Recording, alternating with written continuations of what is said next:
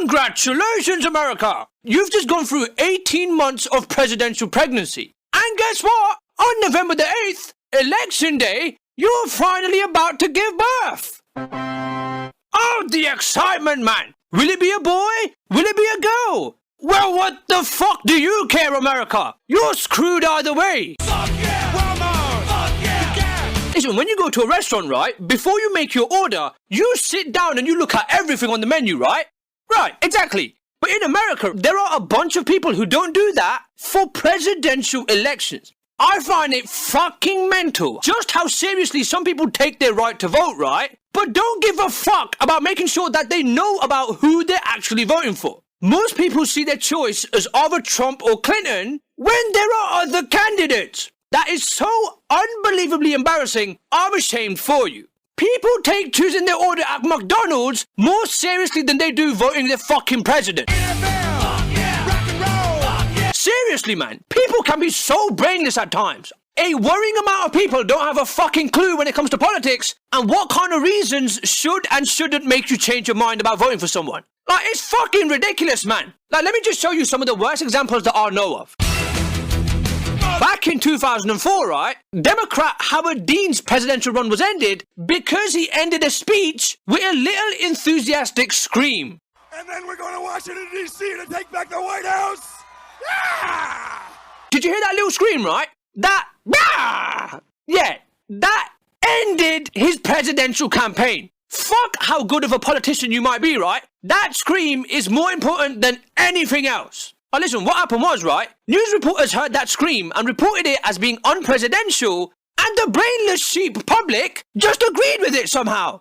Unpresidential. Listen, that makes no fucking sense, right? Because if that little scream is unpresidential, if you fast forward 12 years to today, Americans now have to choose between such presidential behaviors as Donald Trump tweeting at comedians calling them pussies and Hillary Clinton pissing herself. Fuck yeah! Bath and Beyond!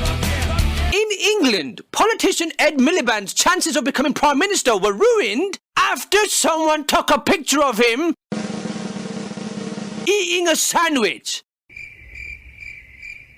Yes, that's right. A man's political campaign was ended because he ate a sandwich. And I'm not lying, by the way, right? That isn't a joke. There's even a Wikipedia page about it. However, while the knowledge that a human eating a bacon sandwich can end that man's political campaign, right? When the story broke about Toronto Mayor Rob Ford smoking crack cocaine with prostitutes, right? Not only did that somehow not hurt his political career somehow, right? But his approval rating went up 5 points after that story broke. What the fuck is wrong with humanity, man? Listen, so politicians eating food is bad, but politicians smoking crack with hookers?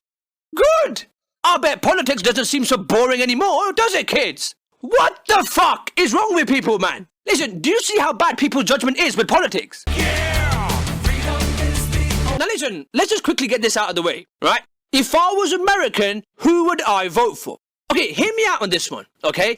In the same way that there are rules on the internet, right? There should be rules on what factors to consider for presidential candidates. If you want to steal my approach and take it as your own, please fucking do. America, fuck yeah! Part 1, and this should be rule number 2. Anyone who got to where they are today due to knowing someone influential, fuck 'em. Listen, they got to where they are because they had the unfair advantage of having influential people help them out. And that's bad. And if you don't believe me that that's bad, right? You clearly don't remember this guy. George Bush Sr. was president, right?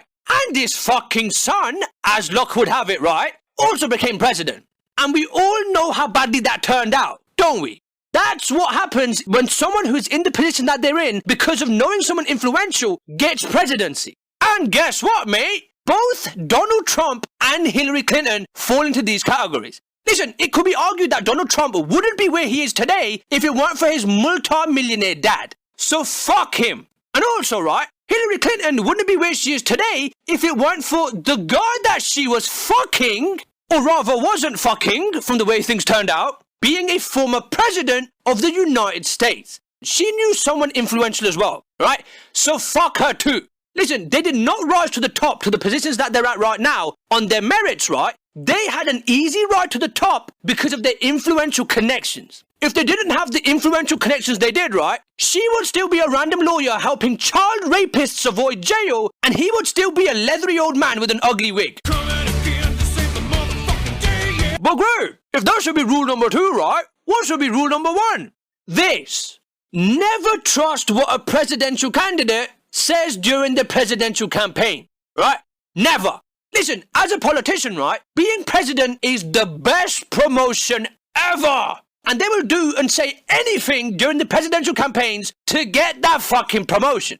Now, for example, Obama, when he said all this fantastic, wonderful shit about how he was going to get the troops out of Iraq and close Guantanamo Bay, etc., etc. Sounded wonderful, didn't it? Yet here we are 8 years later, with troops still in Iraq, and Guantanamo Bay is still open 24 hours a day, mate. A politician lying. Get out of here.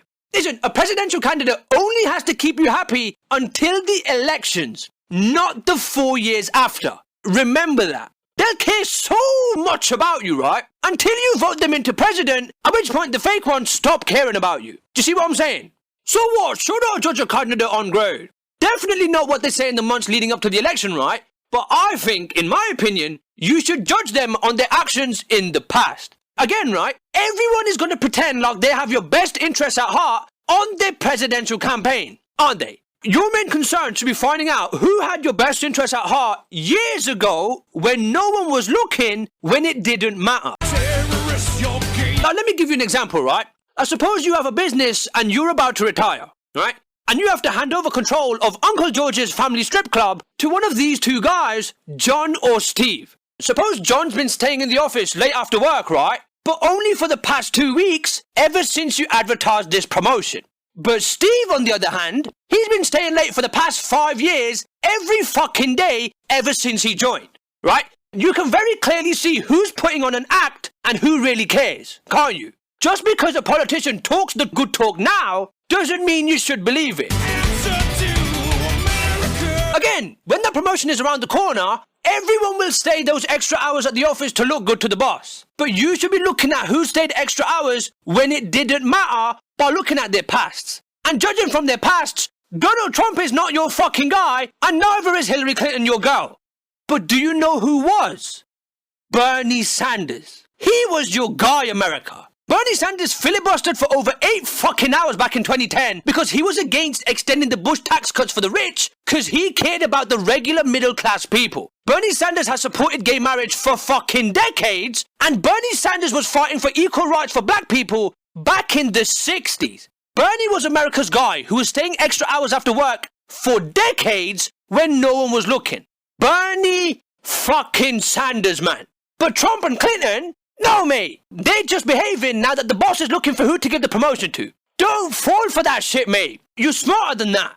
But similar to Bernie Sanders, right? Do you know who else has a long history of activism and going out of their way to help people and make a positive change, and even has a bunch of awards for doing so? In my opinion, Green Party candidate Dr. Jill Stein. Listen, go on Wikipedia and read up on her, right? Not only does she seem pretty fucking decent, right? But she seems a shitload better than Trump and Clinton. Listen, again, don't believe what politicians say during their presidential campaign, man. Trusting a politician to tell the truth during the presidential campaign is like trusting this guy to look after your donuts while you go for a shit. This should definitely be a year for the third party candidate, man. And I know what a lot of you are going to say, right?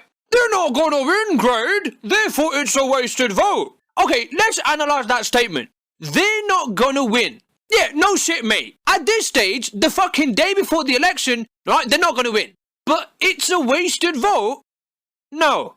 Now listen, voting third party is not a waste of a vote. Winning the presidency in America is all about, most importantly, money. Not politics, right?